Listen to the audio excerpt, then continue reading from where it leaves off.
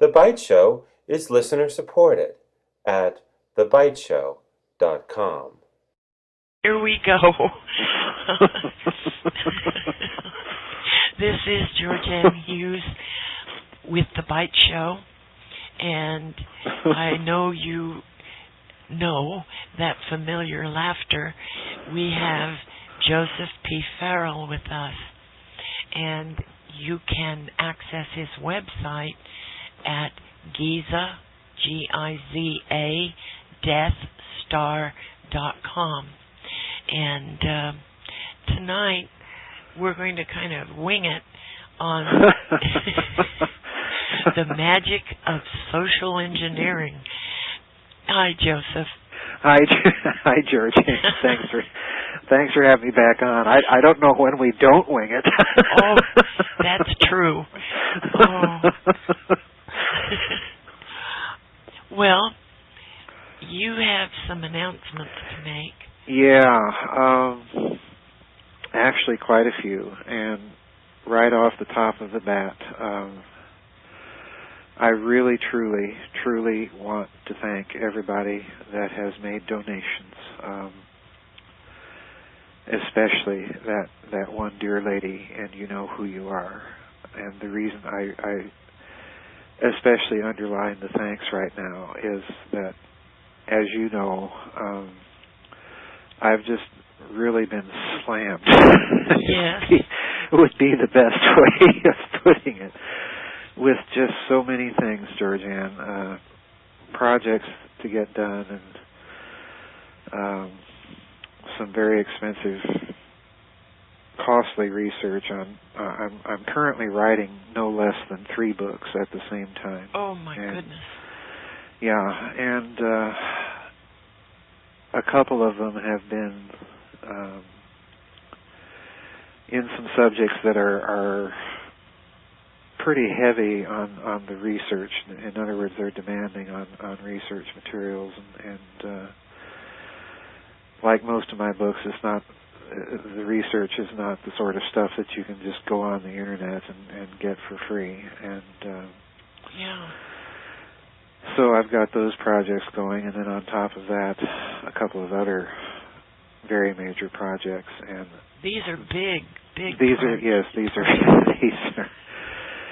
These are big, and so I wanted to make very, very sure and certain that all those that sent donations know how very truly grateful I am, because many of these things just I quite honestly wouldn't be able to do them, and I wish I had time to sit down and thank each and every person by name. I don't, and that kind of ties into the second announcement, and that is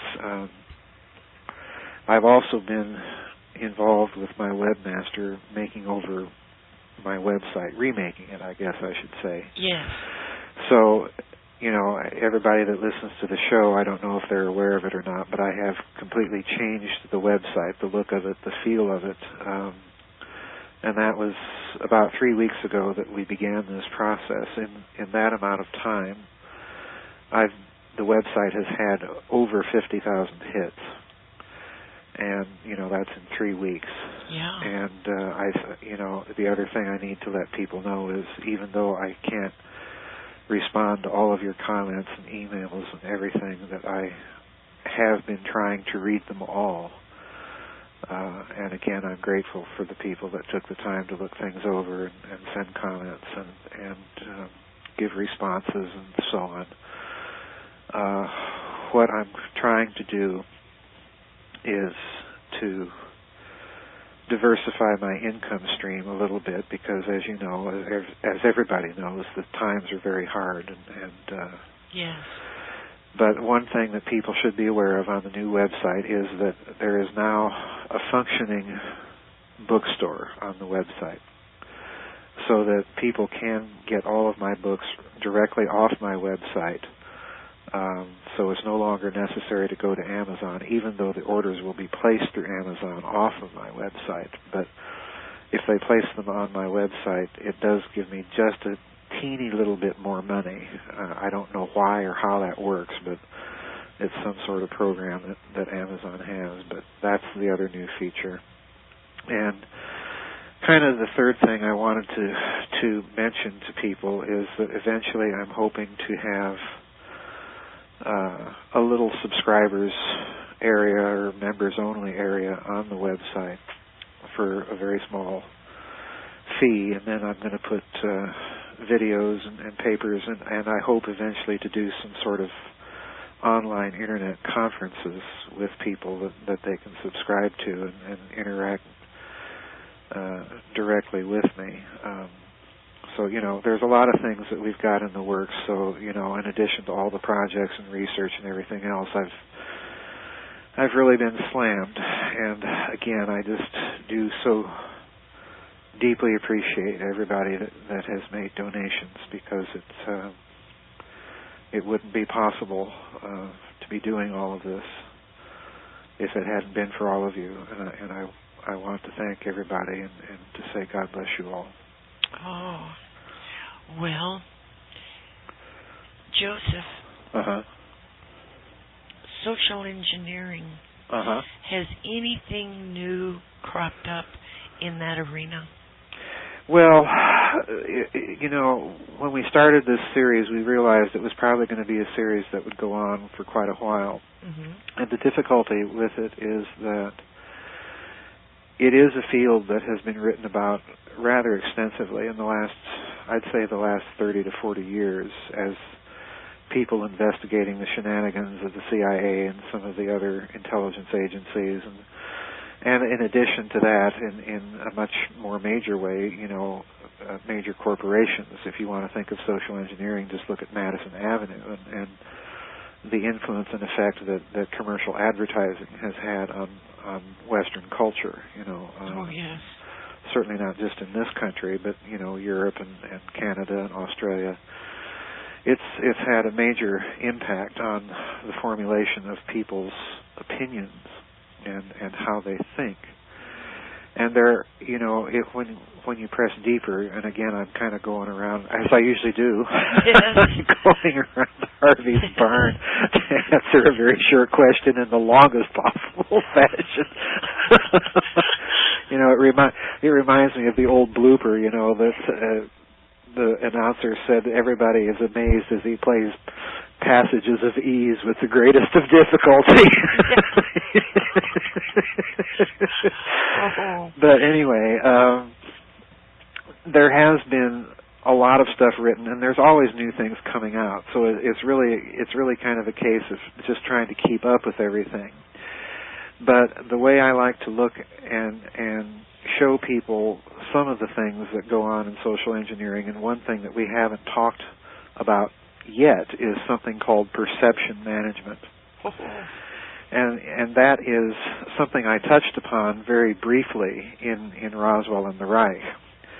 Because if you look at the field of ufology, of the study of UFOs and the associated phenomena that go with them, you really do have a case where, at least insofar as the United States is concerned, and certainly I think you could say the same of the United Kingdom and some of the European powers, is you have a case where there has always been a persistent intelligence and military interest, not only in the phenomenon, but in the groups reporting it. All right? Yeah. And you certainly have people, scholarly people like Dr. Jacques Vallée and Mr. Richard Dolan, whose work I greatly respect, because he's kind of like me. He's an Oxford-educated historian, and his whole approach to studying UFOs is through the study of official documents and what they indicate. And both of these men have pointed out that the American military and intelligence agencies penetrated many independent UFO groups for the express purpose of manipulating or managing the perception of the phenomenon itself, all right? And if we go back to something that I said in Roswell and the Reich in one of our interviews, I certainly said it in the book, and that is that event in particular was an event where perceptions were very carefully managed. Yes. And what I mean by that is if you look at the earliest versions of the Roswell story, both of the two earliest versions were put out by the American military. Yeah. You had the first version being the military recovered a crashed flying saucer, all right? And then mere hours later, they put out the ridiculous story that what was recovered was merely a weather balloon, and it had been mistaken for a flying saucer, okay? Yeah. So in other words, what the military did is it set up what I call the Roswell dialectic. It set up an interpretive channel where you either had to interpret it as something extraterrestrial and extraordinary or something absolutely trivial and mundane. There was no middle ground. There was, in other words, it was that middle ground that they wanted to keep you from looking at, all right? Yeah. That's perception management. And I can think of, in terms of the UFO phenomenon in general, let's look at another type of social engineering or another type of perception management. And, you know, we've headed this series as alchemy and the magic of social engineering. And that raises the question of what does alchemy have to do with it? If you recall something we said very early on in this series, alchemy is not only the process of producing the philosopher's stone, it's also the process of transforming human consciousness. In other words, it's a process, to a certain extent, of managing perception. All right? Mm-hmm. So let's do a little kind of word association here. Okay. And we're all familiar with the Rorschach ink blot test. You know, you're shown basically a picture of an ink blot, and you're supposed to tell the psychologist the first thing that pops into your head. You're not supposed to think about it. You're just supposed to react. All right? Well, word association works much the same way. You're not supposed to think about the word I throw out. You're just supposed to react. All right? So let's try a little experiment. And the word I'm going to throw out there is the word, I'm going to throw two words out there, actually. I'm going to throw out the word UFO, and then I'm going to throw out the words flying saucer. Okay. Now, I'll bet that when most of the listeners heard those words, subconsciously they made the immediate association to extraterrestrials. Yes. Right?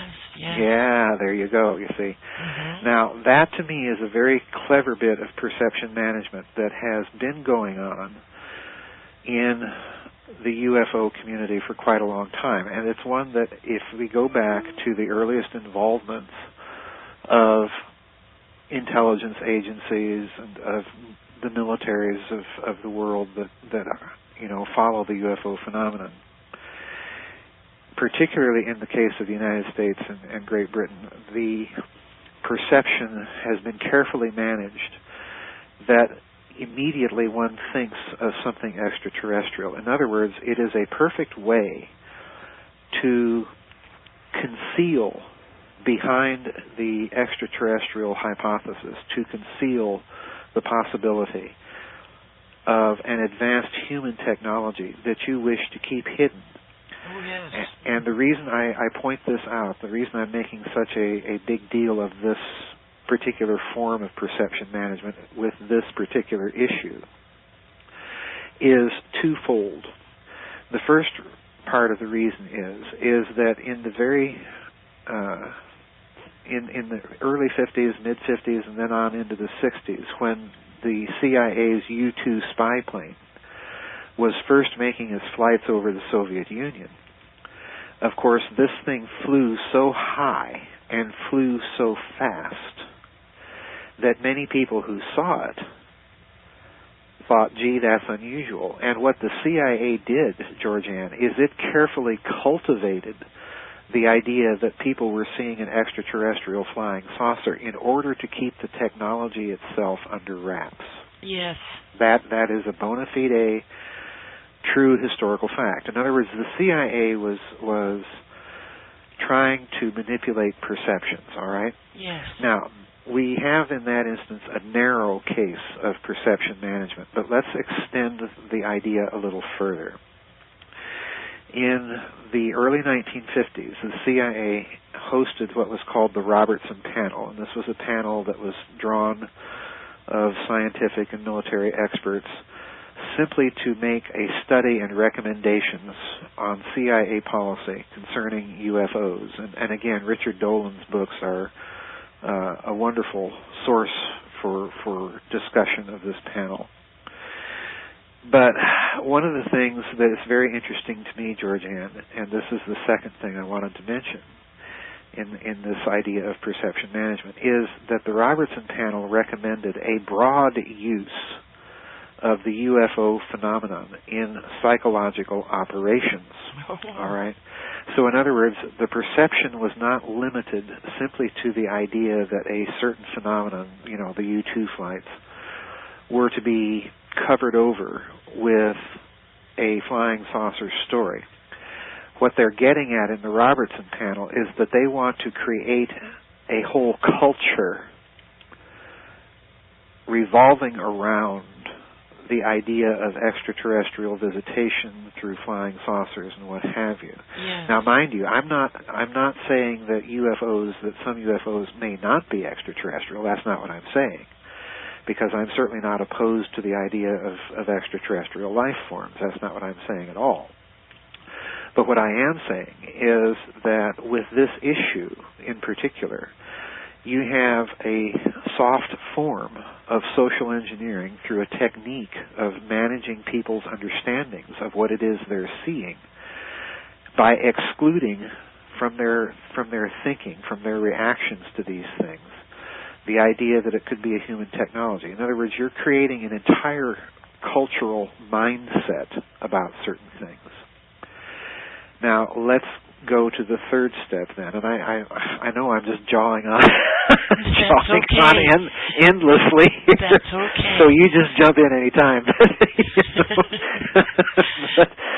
But there's a third extension that we can give, and again, I'm using the UFO issue as kind of an example of how you might be able to do this with just about anything. Okay, but okay. I'm concentrating on UFOs simply to kind of tie things together with things that we've said in the other series on Roswell and the Reich. And that is, if you take this idea of perception management and extend it to the idea of creating a kind of a culture surrounding a general issue, then the third stage is you're going to start creating tangential phenomena and aspects of that culture. One of the biggest right now within ufology is the issue of so-called disclosure. Oh, yes. That we're on the verge. If you watch some of these UFO bulletin boards and internet sites, what they're constantly talking about is disclosure. Disclosure is just around the corners. The governments of the world, there's pressure building on the governments of the world to come clean and tell us about their decades-long contact with extraterrestrials and back engineering crashed flying saucers and so on and so forth. Mm-hmm. In other words, what they've done from one point of view, GeorgeAnn, is they've created a kind of secular religion. Because what you have with disclosure, in my opinion, in many cases, is an attitude of almost messianic expectation. All right, yes, yeah. It's a new substitute. It's a new kind of secularized substitute for these old standard religions. Where you're expecting the Messiah if you're Jewish, or the Imam Mahdi if you're a Muslim, or the second coming of Christ if you're a Christian, so on and so forth. Disclosure functions in much the same way, at least sociologically and psychologically, within that very large UFO community that those other things do in a more traditional culture. So in other words, part of perception management and social engineering is that they are creating a new kind of religious matrix, to put it bluntly, yes, by which to manipulate people. And to me, it's never made much sense, GeorgeAnn, to expect the governments of the world to come clean on such an issue, because, many of these people that are expecting disclosure are the same people that exhibit wholesale distrust and cynicism towards the governments of the world. So, my attitude is, well, if you distrust the government that much, even if they did disclose anything, why would you trust what they say? Good point. So you see, you're kind of in a catch-22 that no matter what evidence may be presented, you really have created a system of perception management such that an expectation or a fulfillment of the expectation of a disclosure can never really happen. And that, in essence, is kind of the same thing that you have in religion, because, you've got constant expectations being drummed up, and when those don't happen, yes, they are explained away, and the perception, the expectation continues. So this, to me, is a very alarming thing, particularly in an issue like UFOs, where there is so much philosophically and technologically at stake. Because when you've created that kind of culture, when you've created that kind of climate of perception of things, then any real examination of issues and discussion of issues is foreclosed. Yes. It's just like I said, when I say the words UFO or flying saucer, what do you think of? Well, most people subconsciously will think immediately of something extraterrestrial. Mm-hmm. It's only when you stop to think that you realize that there's no logical connection, none whatsoever, between the word UFO and the word extraterrestrial. Yeah. There's no logical connection whatsoever. There's nothing that compels from one to the other. So, these are very, very these are very soft forms of social engineering. In other words, I call them soft forms because they're based not on any hardware. They're not based on any technological imposition. They're simply based on techniques of manipulating the popular consciousness by infiltrating agents provocateurs into groups and so on, and then slowly and carefully and deliberately and patiently inculcating ideas and expectations and perceptions in a certain direction. Sounds rather ominous. It is. It is. And it's dangerous. Well, of course it's dangerous, because look how successful they have been in the UFO situation, in the UFO community. Yeah. And again, I'm not trying to cast aspersions on that community. I'm simply trying to say that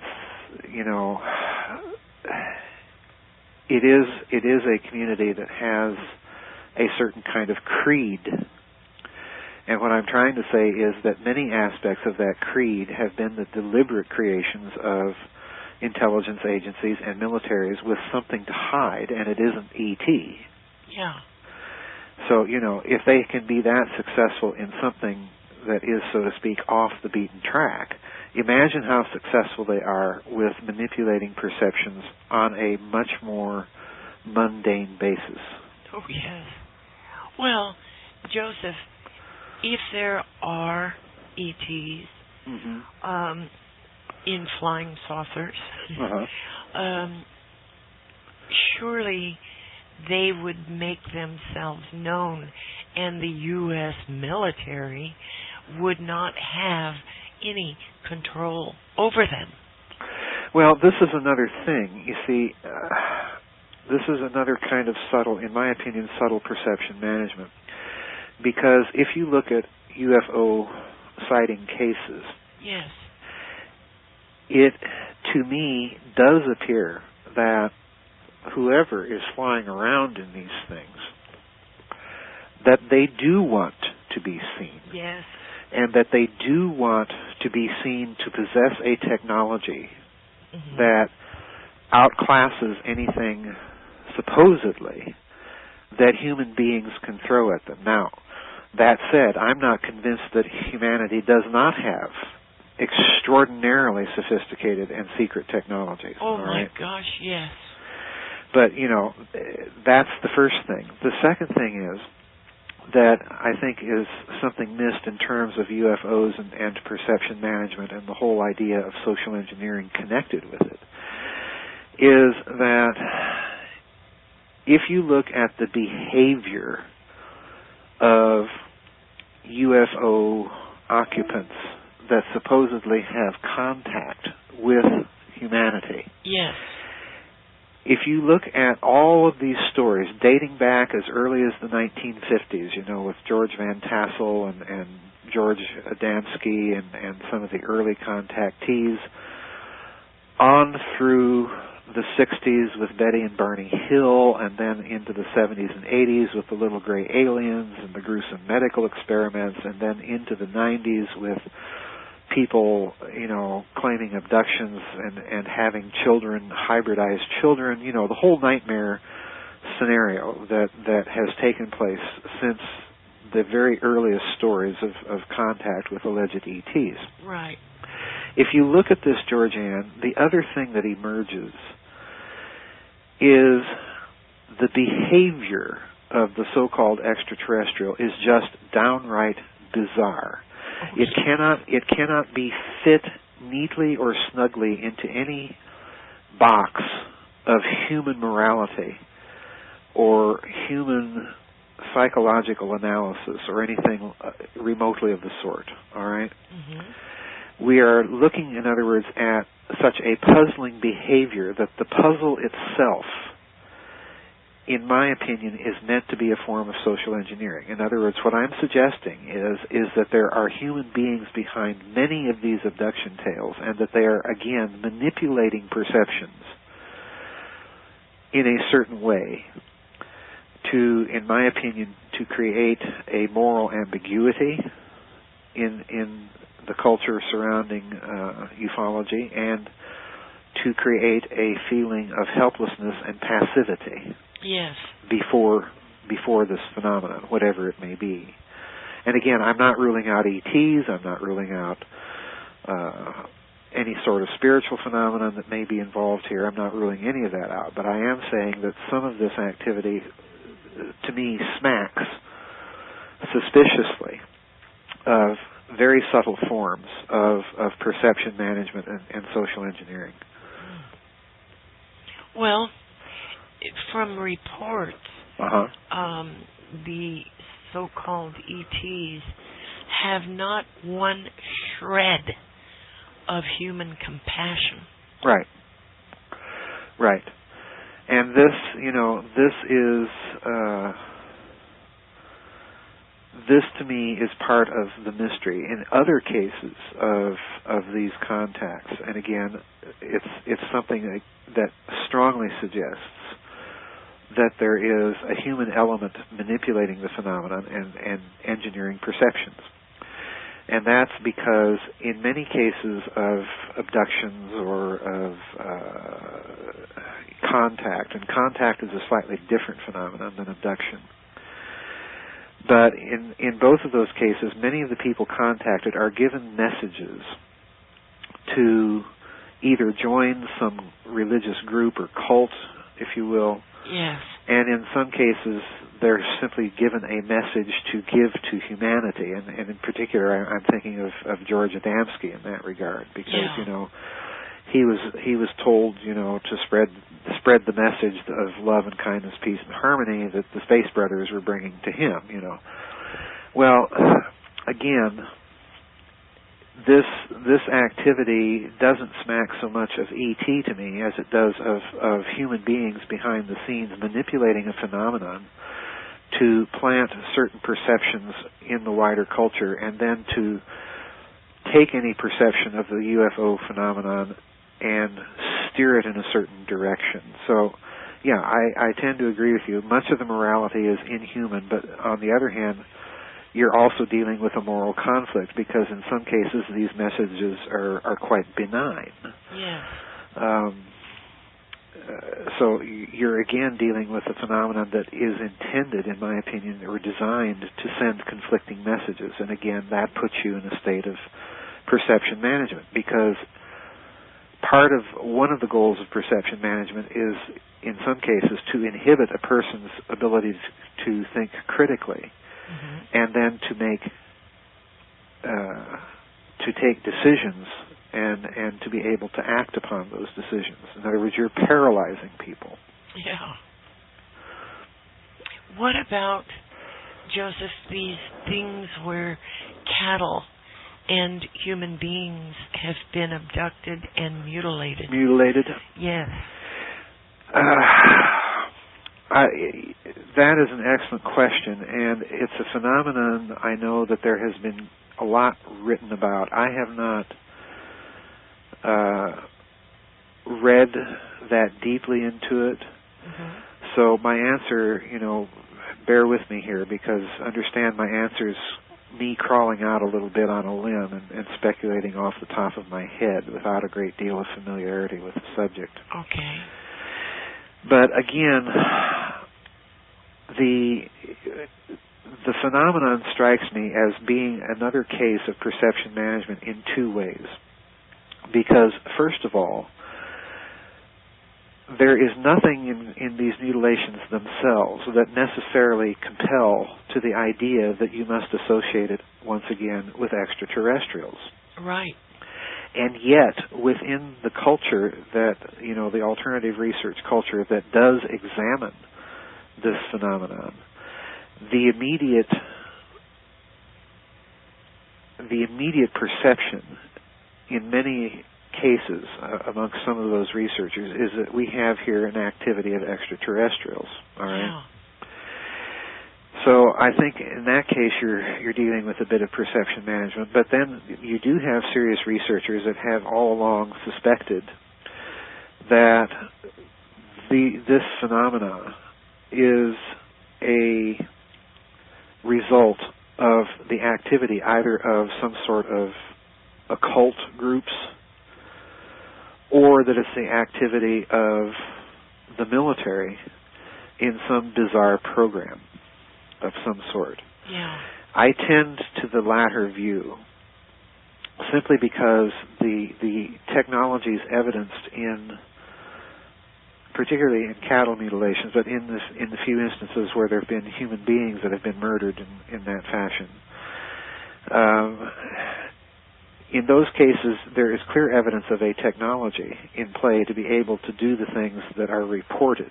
All right? Well, like draining every blood cell from the body. Yeah, exsanguination and surgical precision,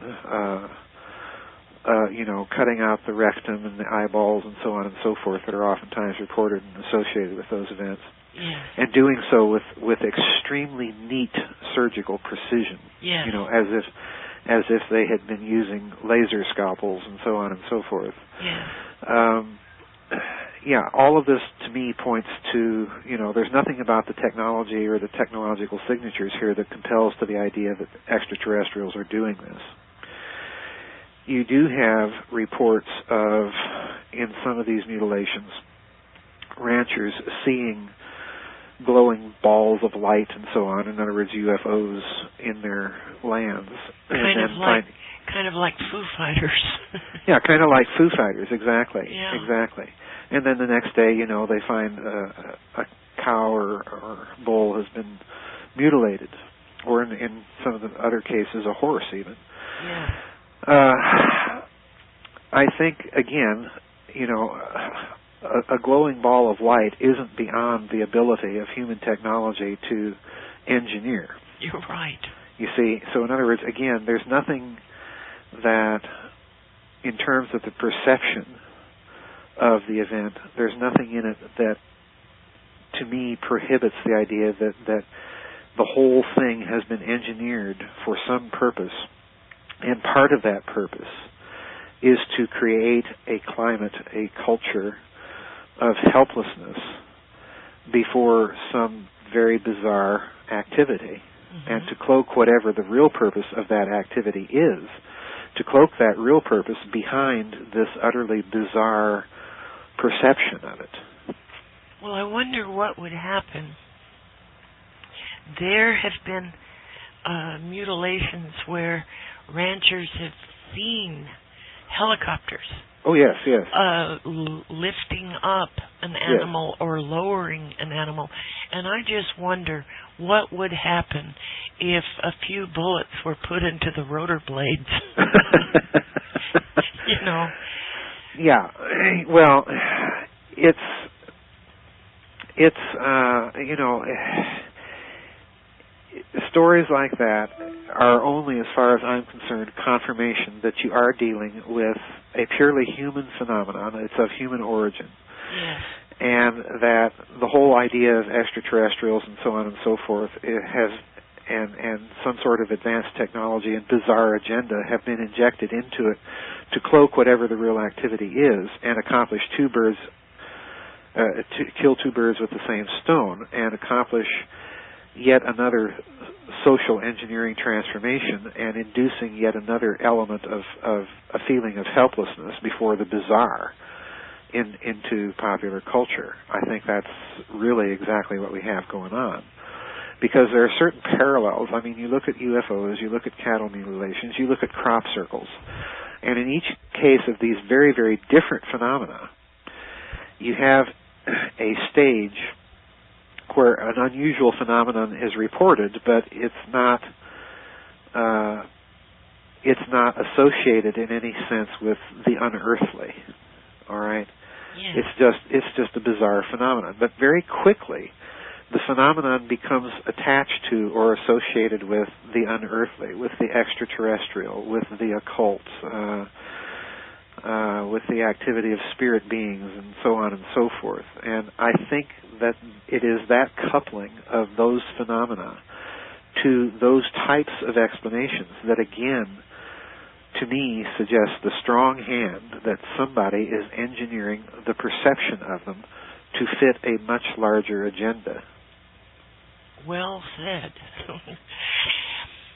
With the little grays. Yes.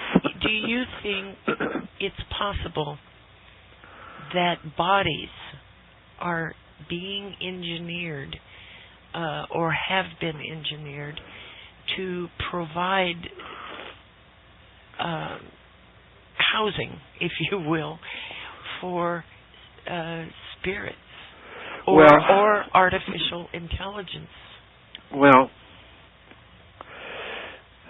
I haven't given much thought to the subject of the Greys or, quite frankly, any of the other supposed aliens or extraterrestrials that people report having been in contact with. Mm-hmm. But it is an interesting question, and it is a question that, again, might go to some of this social engineering of perceptions. Yes. Because let's look at the historic. Let's just examine this question historically, and then we'll examine it scientifically, or at least pseudo-scientifically. Okay. But the historical progression is also very interesting to me. In the 1950s, we have people like George Adamski and Van Tassel and so on and so forth claiming that they were contacted by extraterrestrials. Mm-hmm. Well, if you read those men, the extraterrestrials are fully and 100% human. All right? Yeah. And in Adamski's case, you know, you're not dealing with somebody that's floated out of his bed in the middle of the night on a beam of light up into a flying saucer where gruesome medical experiments are performed on him. Okay? Yeah. What you have is a case of a man who claims to, in many cases, to have been contacted in bold daylight in public places like restaurants or hotels. Yeah. And then taken up into the mothership, you know, that's in orbit around the Earth, and he sits around a conference table with these other very human beings, and they have a nice talk, okay? That's all that happens. Yes. And these human beings quite oftentimes are very Nordic looking, all right? Mm-hmm. So there's the origin of that group, all right? Then by the time you get to Betty and Barney Hill, away go the cordial meetings in the sky around conference tables and tea. What you now have are full, honest-to-goodness kidnappings, all right, yeah, of strange little creatures that in Barney Hill's case, he says, well, they look like Nazis. That's that's his description of them. And then by the 70s and 80s, you have a complete change from the early days of the contactees to now full-fledged abductions where people are literally being kidnapped and having horrible experiments done to them, like the old medieval tales of the incubus and the succubus. Yes. And so on and so forth. So there has been an elaboration of the story, all right? And again, it's interesting to me that the elaboration has gone in the direction of bizarre behavior that cannot be rationalized from any standpoint of human morality or behavior, and a pseudo-technological or quasi-technological context in which all of this occurs, inducing a feeling of helplessness in the victims that have undergone it. All right? Yes. And in some cases, these victims are and don't get me wrong, I'm not saying that I don't think that what these people went through was not real. Yes. The only thing I'm questioning is the perception of it. Absolutely. Why does it necessarily have to be something extraterrestrial? It might be spiritual. It might be some sort of elaborate psychological operation that other human beings are carrying out. Who knows?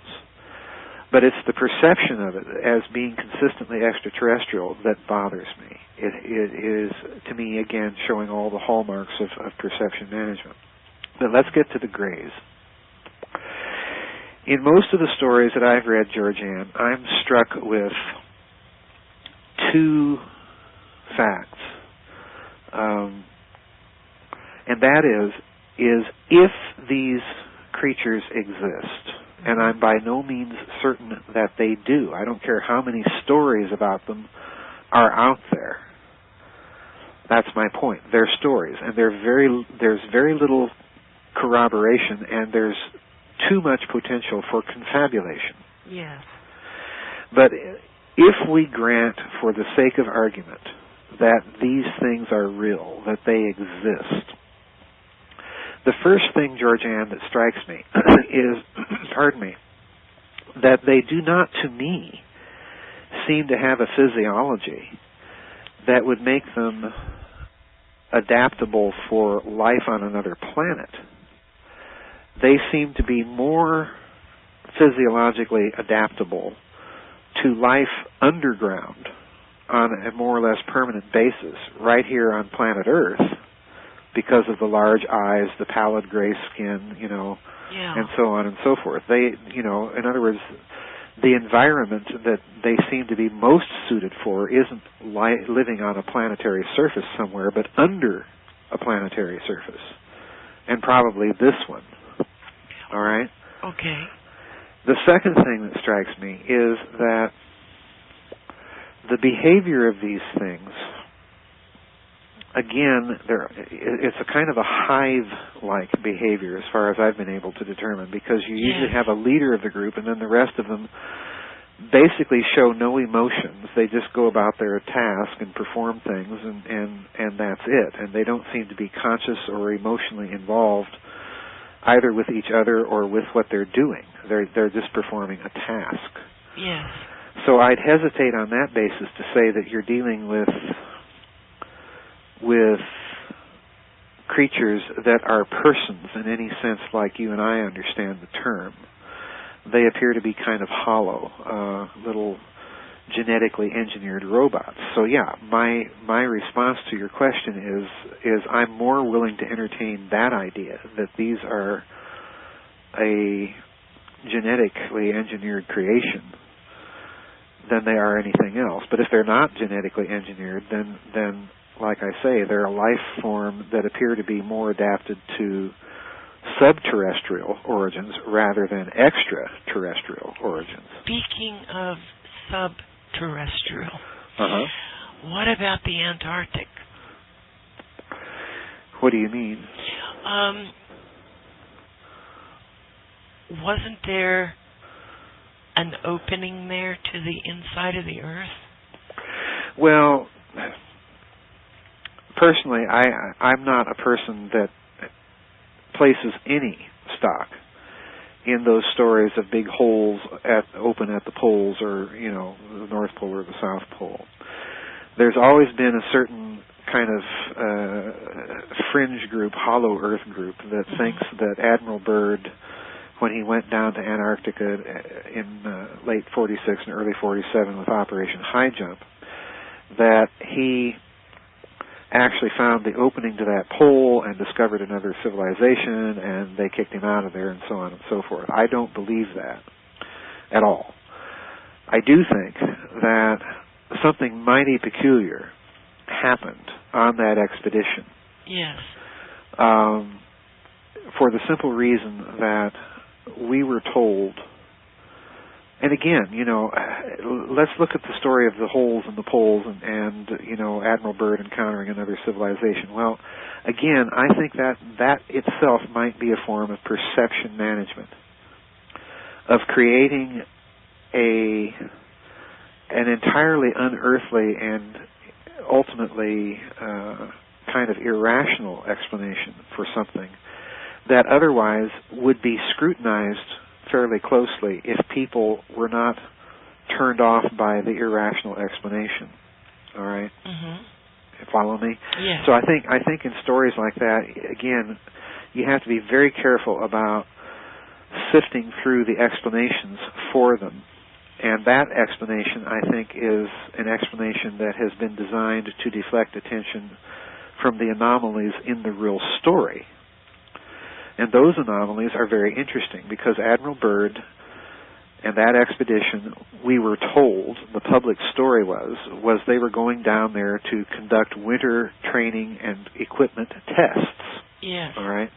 Well, this is nonsense on the face of it, because you don't need to mount a full-scale naval and marine military expedition to Antarctica to conduct winter training and tests of winter equipment. You can go to Alaska or the Canadian Arctic for that, and it's a lot less expensive and it's a lot more accessible. Yes.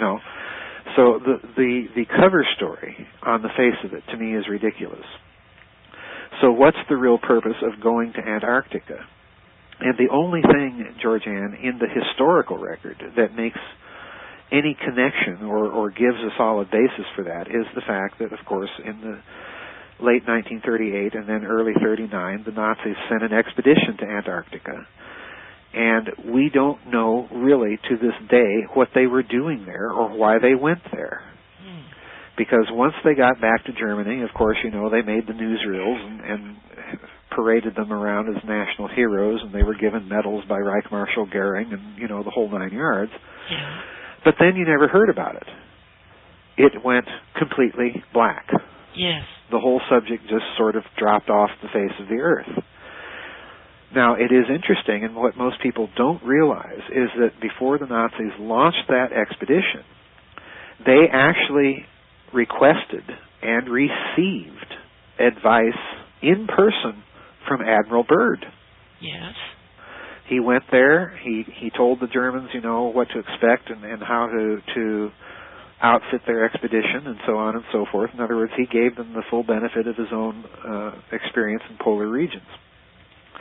So there is this Nazi-Byrd connection prior to the war. And of course, to me, that only heightens the suspicion in my mind that whatever the purposes of his expedition were, they had something to do with that pre-war Nazi expedition to Antarctica. They had nothing to do with finding holes in the poles and another, hollow earth and all of those things. To me, those stories are the perception management. Okay. Ah. Yeah, it's a big story, and Admiral Byrd, to put the icing on the cake, when Admiral Byrd was returning from Antarctica, he gave that interview to El Mercurio newspaper in Santiago de Chile, and the reporter's name that interviewed him was Leo Venata, all right, and I even reproduced the actual newspaper article from that newspaper. It's in Spanish, of course, but I reproduce it in Reich of the Black Sun so that you can see that I'm not making this up. Yes. But Admiral Byrd is quoted in the article as saying that the United States has to prepare to defend itself against enemy fighters that can fly from pole to pole with tremendous speed. That's exactly what the article says. So Byrd gets back to this country. His diaries, the operational logs from that operation, are classified to this day. So in other words, folks, any diary out there that you may find on the Internet claiming to be Admiral Byrd's classified diaries talking about holes in the poles and all of this, no. Those diaries are still classified. What you're dealing with on the Internet is either disinformation or simply an outright hoax. Yeah, conjecture. Conjecture, hoax, whatever. Yeah. Because the actual operational logs are still buried. And I suspect they will be buried for a long time, because I strongly suspect that whatever he ran into down there, it may have had something to do with these Nazis and some of their research activities. So again, it's a case of perception management. Yeah. Well, throughout South America and Mexico, there have been sightings of weird creatures. Yes. Sometimes they're very intimidating. Other times they just make an appearance. Yes. And poof, they vanish. Joseph, could these be products of the Nazis? Well, I don't know if one can say could they be products of the Nazis, but I do think we have to hold open the possibility that they're the products of a human technology. Yes. As to what particular group is behind them, that's another story. But the reason I say that, again, and again, we're dealing, I think, with yet another example of some possible perception management. Because you and I both know that you can go online and literally do searches for genetic engineering or manimals or chimeras or whatever, and pull up a whole slew of articles on what geneticists are proposing to do. All right, and they come right out and tell you that they want to engineer hybrid life forms, and they have already done so. This is old news. So the technology that we're exposed to is usually about 20 to 30 years behind the curve of what's actually going on. So it wouldn't surprise me. I hold it open as a possibility that, they may be creating some weird and fantastic creatures, and for whatever reason, either letting them loose or the creatures are getting loose. And in order to control the perception of what's going on, is they're creating fantastic legends, or they're tying these creatures to legends that already exist. Yes. All right. And that's not to say that there aren't weird creatures out there in the world that zoology and biology don't know anything about, because there certainly are. Well, a news story broke that the Jason Group has advised the Pentagon to take the DNA of every soldier for various purposes. It's just, there's just so much going on in genetics. Yes. Now, there's so much going on that you can't rule this out. And again, it's, if you look at what I just said, it's the same playbook that they used with UFOs, and in my opinion, that they used with Roswell.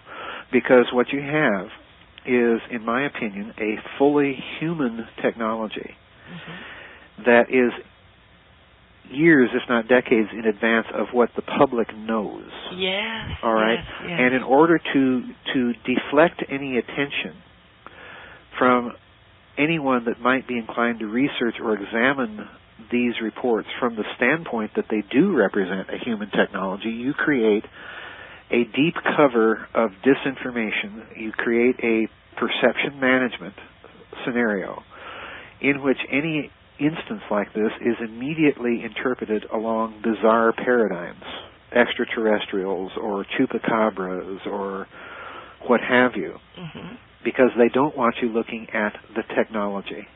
Because once you start looking at the technology, once you start thinking in terms that this is human, then you start questioning the activity that the technology represents and what are they doing this activity for?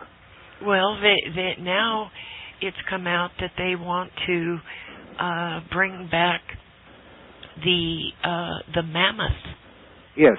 I in fact, I even posted an article on my website about that. Yeah.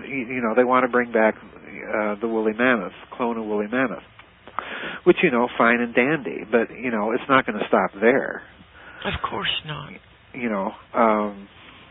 So you're looking at a real Jurassic Park scenario, and in my opinion, what's really going on, and this is where I think the social engineering and the alchemy and perception management and all of this kind of come together. If we look at all of the technological advances within the last 100 years, particularly within the realm of physics and within the realm of genetics, when you put it all together, GeorgeAnn, what it looks to me is really going on, and I'm going to crawl way out on a limb with this one. Okay. It looks to me as if there is a hidden hand of some sort, a group, a fraternity, a club, a secret society, I don't know what you want to call it. But it looks to me as if there is a hidden hand that has been attempting through technological means to recreate or to create a fulfillment of the old mythologies. Yeah. Yeah. In other words, we are looking at, in my opinion, very possibly a very, very, very old agenda. And in fact, if you go back to what I said in my book, The Cosmic War, and something I hinted at in that series of interviews that we did, one of the things I have always maintained, and what I've been doing in the books I've been writing on ancient stuff since The Cosmic War, is in that book I maintained that essentially, as in any war, at the end of the war, particularly if it's a destructive one, you have surviving elites on both sides that are going to attempt to recover to the state of civilization that they were at before the war. Yes. And there are going to be various motivations in each of these groups for doing so. All right? I think that if you look at it that way, you are dealing possibly with, at the minimum, two elites that survived that ancient cosmic war. And they've been trying ever since then to push civilization back to the point of technological sophistication that it was in when it fought that war. Oh, yes. And when you read the texts, the ancient texts, they're very clear. You have persistent and consistent statements of technological sophistication in two realms, in the realm of physics and in the realm of genetics. Over and over and over, I don't care what text you read, you can read the Mesopotamian Enuma Elish, or you can read the Mayan Popol Vuh. Yeah. But essentially you're dealing with some very astonishing assertions, and when you read behind the mythological language, what you're dealing with are technologies in those two areas. So it appears to me that behind all of this modern activity to create fantastic flying technologies and fantastically destructive weapons and weird genetic chimerical creations and so on and so forth, in every instance you can look at these creations and tie them to some sort of ancient mythological text. I mean, my word. I just posted an article on my website about invisibility technology. All right? Yes. And, you know, you can go online and pull up all sorts of articles again. I mentioned only 2, but, you know, there are literally thousands of them. And in the article, I pointed out that this is now such a mainstream area of technological research that even Dover Publications has now published a little book called Geometry and Light, and the subtitle is The Science of Invisibility. I've got the book. Oh, my. You know, and it's a heavily mathematical book. Yes. But the point is that there's real hard science and technology behind this stuff. But what's most interesting to me is that one of the things I put in the article was that they are attempting to design invisibility suits. Yes. Okay. Yes. Now, if that doesn't sound familiar, folks, I don't know what is, because in the old Mesopotamian epic, the Enuma Elish, which is supposedly one of the oldest creation stories in the world, predating in some aspects of the story, predating the biblical account. Yes. Well, what do you read? You read about Marduk being given an invisibility suit to go off and fight the goddess Tiamat. Yes. All right? And what's interesting to me, again, is you talk about a case of perception management. There's another one. Because if you study the Enuma Elish in the academy, they will tell you, and you're expected to buy the line, that this is an epic of creation. It's a creation mythology, right? Yeah. Well, anyone who's read my books, and in particular the Giza Death Star Destroyed or the Cosmic War, where I, quote long passages from this epic. Mm-hmm. If you sit down and actually read what it says, it's not talking about creation at all. It's talking about a war. Yes. And it's talking about fantastic technologies that were used to fight the war. Creation has nothing whatsoever to do with it. So in other words, that's another bit of perception management. If you think you're dealing with the mythology of creation, then you're not going to be reading this from any standpoint that you're looking at a technology here. What's ripping the veil off of that interpretation and those kinds of interpretations is that science is now making possible the technologies, the implements that you see described in a lot of these ancient mythologies. So again, that to me only indicates that there may be a hidden purpose or agenda to all of this scientific drive, that someone wants to recreate that world. Yes. And literally to invoke it through technological means. And they're using man to do it. And they're using man to do it, yes. Oh. And these may be other humans, they may not be, I don't know. But that's my model. And the interesting thing about the model of these two elites is thus far, as I'm doing my research and looking at all the the social engineering ramifications of it, the technological ramifications of it, and so on. The interesting thing that emerges is that the model works. Yeah. In other words, the model even explains that aspect of occult tradition or esoteric tradition, that you've always had two brotherhoods. You've got a white brotherhood and a black brotherhood, and they've been in conflict for millennia. Yes. Because they're trying to do, they're using the same science, they're using the same magic, if you will, they're using the same technology, if you will, but using it for two very different motivations. And, it looks to me like we're recreating that world. Yeah. It certainly does. Yeah, it certainly does. Oh. And it was a good world if you were an elite. Yeah, if it was a good world if you were a member of an elite, right. It wasn't so good if you were at the bottom of the pyramid. Yeah, you were a slave. You were a slave.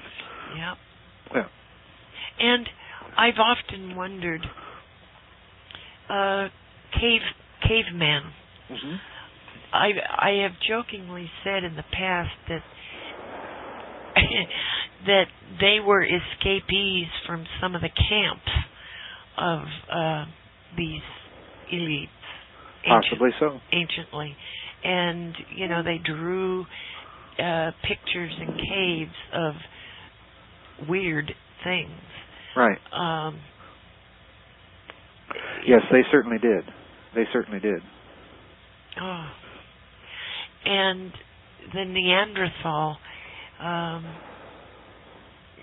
becoming extinct the way it did. Yeah, there are many. There are many mysteries about the relationship of Homo sapiens sapiens to Homo neanderthalensis. Yeah. A lot of mysteries, and in fact, I get into just a few of them in the book that's coming out, Genes, Giants, Monsters, and Men. And, that's a story I'm quite convinced I'm not done writing about either. I know. There are so many mysteries regarding that, because geneticists, oddly enough, at one point, geneticists were convinced that there was no mixture of Neanderthal DNA in modern man, and then more recent studies have shown that there is, and it's a relatively high concentration of it. Yeah. In one study I read, it was as high as 4%. Well, we only share 1% of our DNA in common with chimpanzees. So, that little fact alone, if it's a fact that bears increasing scrutiny amongst scientists, if it holds up, then that fact alone is going to change dramatically all the evolutionary models, all of the paleontological and anthropological models. It's a lot is going to have to be rewritten. So yeah, it's a big, huge story, and the sudden disappearance of Neanderthalensis, and then the sudden rise of Cro-Magnon man, which has never really, to my mind, been adequately explained by any existing theory, is it's going to be very interesting to see what happens in genetics. Genetics is going to simultaneously, I think, tell a lot of this prehistorical story. Mm-hmm. I think it's going to, in some cases, vindicate some of the ancient texts, and in some cases, it runs so counter to some of those ancient texts. It's going to be a very, very interesting time. And in some cases, I don't think geneticists are going to come forward and come clean with the whole story either. Yeah. And again, that's a form of perception management. When you withhold evidence, that is manipulating perceptions. Well, there's recently been the murder of Dr. Wheeler. He was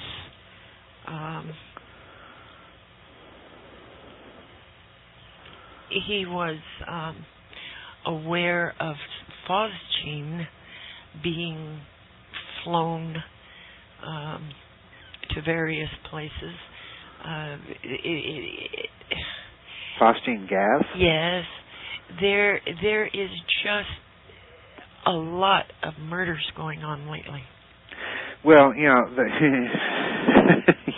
there certainly are, and they all seem to have suspicious circumstances surrounding them.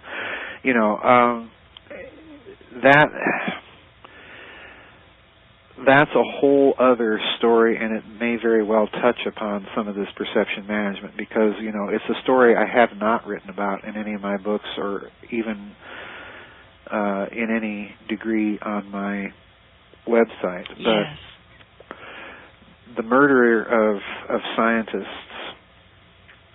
began really in the early 1980s, when people began to realize that there was a pattern to these murders, and in that earliest instance, the pattern was of scientists that were connected somehow with research for President Reagan's Strategic Defense Initiative, in other words, for the Star Wars program. Yeah.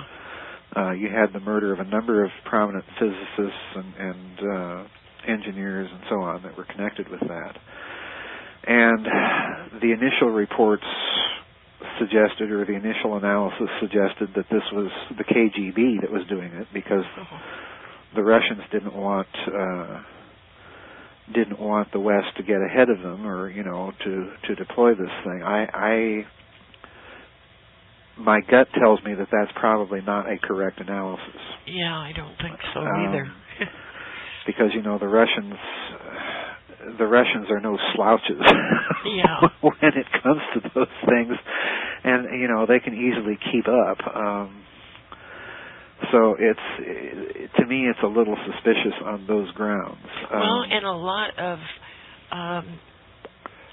what do you call it? Biological. Well, yes, there have science. been biologists, there have been pathologists, there have been immunologists, and more Plasma. more recently, the murder of scientists appears to have been shifting away from the field of physics and into the field of biology. Yes. But in any case, the pattern to me is very, very peculiar, because if you look at the scientists in question, any one of them, had they ever spoken out forcefully and publicly, could have exposed a lot of stuff. Oh, yes. And that to me is a very suspicious activity. That and again, perception management steps in here to write all this off as mere coincidence, and I don't think that's the case. No, these are not mere coincidence. No, I don't think so. Not to have them occurring in the numbers that they do. It's like arguing that all the witnesses that were connected somehow to the Kennedy assassination that died, that's all mere coincidence. Well, it was of course merely coincidence that most of those witnesses died before they had to testify before one of the investigations of the whole assassination. So yeah, it doesn't ring the coincidence bell to me. Yeah. And that brings up the fact that you have a new book out. Oh yeah, I forgot about that. LBJ and the Conspiracy to Kill Kennedy. Right. A coalescence of interest. Yeah, that book just came out. It came out right toward the end of December last year. In fact, it came out so late in December that I only got my copies in early January. But that book is a part of this big story. And in fact, it is very much a book that is, in a certain way, a study of perception management. Because, of course, that whole assassination thing and the Warren Commission itself, the Warren Report, was a classic study of perception management. Managing the perception and keeping a certain interpretation of an event going long enough for the perpetrators to ensure that the agendas that they wanted to achieve by committing the crime were left untouched. And it was a perception that was planted to keep the actual interests that were probably involved out of the spotlight long enough for those interests to burrow in even deeper and protect themselves over the long term. Yes. And I certainly think that is a whole aspect of the assassination that I don't know how successfully, but I at least attempt to deal with in that book. And I had my good friend Jim Mars, of course, who's written a lot about the Kennedy assassination, emailed me, and he questioned me as to whether or not I thought LBJ was the mastermind, that he orchestrated it all. No, I don't think that at all. I do think that he was involved at some level, but it's difficult to determine exactly how. Yeah. The real point of the book is to show that, there's a prima facie case to be made for his involvement at some level. But the real point of the book isn't so much just LBJ. It's about that coalescence of interests, because, in my opinion, when you look at the Kennedy assassination, the stark bottom line is that just about everybody that has been argued as having been at the center of the conspiracy to murder him was probably involved. Mm-hmm. So in other words, I'm not saying that it's just the mafia.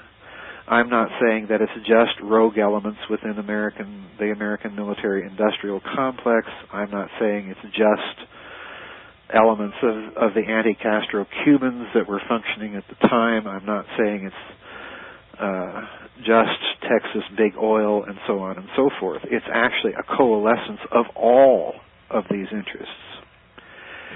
And the key to it, and again, this is part of the perception management that I find so very interesting. Yeah.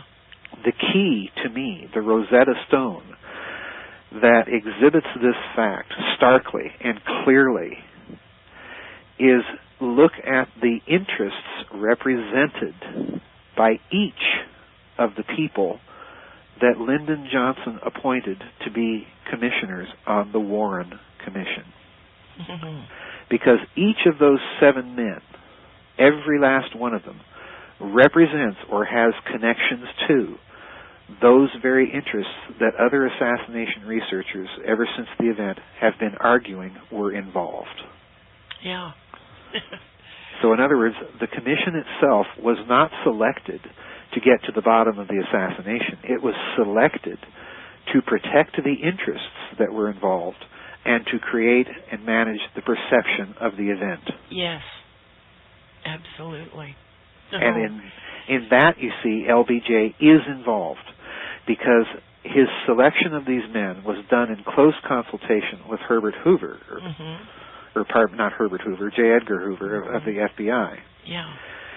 And this means that, you know, if you're batting 1,000 and picking 7 men that represent the interests coalescing in the assassination, then this argues to at least his involvement as an accessory after the fact. Oh, yes. Yes, yes. At least to that level. Yeah. So, you know, it's an interesting book, and of course one of the things that I do in the book is that, again, taking the theme of perception management and looking at it that way in order to see the basic outlines or structure or architecture of the conspiracy itself. Well, and you bring up a lot of occult points, too. Oh, yes. Yes. Yes, I do. Yes, I do. Yes, I do. Because you've been reading the book. Yes. Yes. I'm guilty. Yes. Well, it's a principle of the occult that when you embark on a magical act that is directed at a target group or a human target, in this case the people of the United States, it is a principle that you have to let them know what you're doing. Yes. Otherwise, the magical act won't work. Yeah, the occult, that's a principle. Yes, absolutely. that they live by. They have to tell you what they're going to do to you before they do it. Before they do it, exactly. Yes. And they have to give some indication of who they are. Yes. Well, in the assassination, as you know from that particular chapter in the book, there are all sorts of clues. Oh my goodness, yes. as to who is pulling off this, you know, and I don't mean by my laughter to deny the fact that what was done there was a brutal, grisly, ghoulish act of murder. Yes, yes it was. And, you know, and it was a murder not just of poor President Kennedy, it was a murder of the American soul. It was an act of social engineering. It was an act to brutalize the collective consciousness of the nation. Mm-hmm. But there's all sorts of messages being sent in that assassination as to who's behind it. One of the things I take great pains to do in that book is to show that the most unlikely connection, I've been saying ever since the SS Brotherhood of the Bell that the Nazis were involved. Yes. And at a deep level. Yes. Well, in LBJ and the Conspiracy to Kill Kennedy, I point out the connections that very few people, in fact only one other assassination researcher by the name of Peter Dale Scott, has actually uncovered, and that's the deep, deep connection between those right-wing Texas oil men, a lot of whom, of course, were big backers of, guess who, Lyndon Johnson. Yeah. There's a deep, deep connection between these oil men and that Nazi intelligence organization that eventually becomes West German intelligence. So, there's that. There's another interesting set of messages as to the who was behind it, in the fact that the original reporting of Oswald's rifle in that assassination was a Mauser, a German Mauser, not an Italian Mannlicher Carcano. Mm-hmm. All right. So you're given little subtle messages even with the two versions of the rifle, because one is a representative of a former Axis power, namely Italy, and the other is a representative of a former Axis power, namely Germany. And here's something I did not put into the book that most people don't realize. The Mauser in question was actually, the caliber of the weapon was actually stated by the Dallas deputy sheriffs that claimed to have found it. And it was not the same caliber as the Mauser that was used by German soldiers in World War II. It was the caliber of the Mauser that the German Mauser company allowed to be produced under license in Argentina. Oh my gosh. Yes. You see, so, these are little details, I realize. They're just picky little things, but you total all of the things in that book up.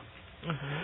And what you get is exactly what Jack Ruby said it was. It was an enormously large conspiracy. It was so big that people, he said, wouldn't believe it.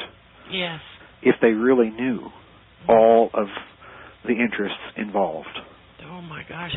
Well, I would advise everybody to get a copy, because... Yes, I would too, off my website. Yes, go to Joseph's website, gizadeathstar.com, and get a copy of his latest book, LBJ and the Conspiracy to Kill Kennedy.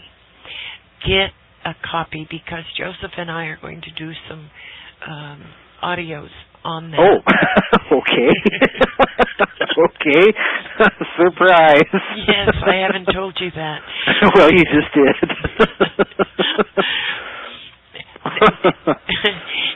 Now I've got another question. And this goes to something about banking. Okay. The Vatican Bank, yes, is alleged to be holding large sums of money for various members of the Western elite.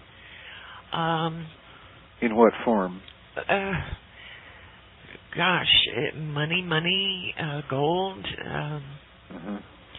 I don't know. Okay, what's the question? Well, how can they get away with that? Well, I mean, the Vatican Bank is like any other bank. They're not going to turn away any group of depositors based on who they are or who they're alleged to be. The real story here, if and again, I don't know anything about the story or what you're citing here, so I'm kind of speculating. Yes. Off the top of my head. I'm doing my usual tap dance.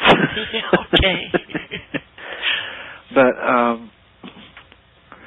the real story to me is just how much gold is there. Yes. Number one. And if you're saying that the Vatican Bank is sitting on top of gold reserves in the amount of trillions of dollars, to me, this is a little suspicious. Yeah. Well, it's more than a little suspicious, because I go back to World War II and the vast amounts of gold that the Nazis had, a lot of which is still missing. Yes. All right. Now, it could be, number one, that some of this gold, allegedly in the Vatican Bank, is from that missing Nazi stockpile. Yes. But even then, to me, GeorgeAnn, that does not really deal with the whole mystery. It is just a feeling. I am not basing what I'm about to say on any hard evidence, because I certainly don't have that at my fingertips. It's certainly something that if one were to research, one would have to research for a long time and get very, very hard data in order to argue the case that I'm about to speculate about. So please, everybody, understand I am merely speculating and nothing more. Okay. All right? That said, my gut intuition has been that there is more gold in play than has actually been mined. In other words, if you go back to something, and again, this fits right in with the topic of this particular series, alchemy and the magic of social engineering. Yeah. Because the alchemy aspect of it is, of course, that the Philosopher's Stone was an object, the product of an alchemical technology. It was an object that supposedly could transmute base metals into gold. All right?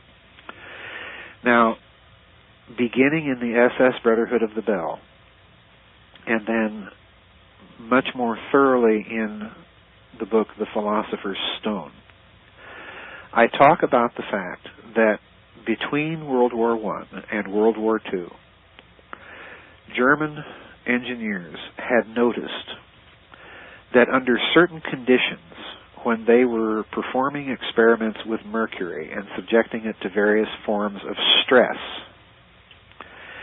that they were, in fact, ending up in their samples with a minute trace amount of gold. Yes.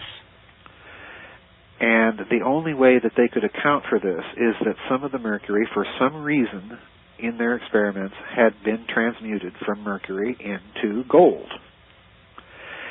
This reached such a fever pitch, and I want to mention something else.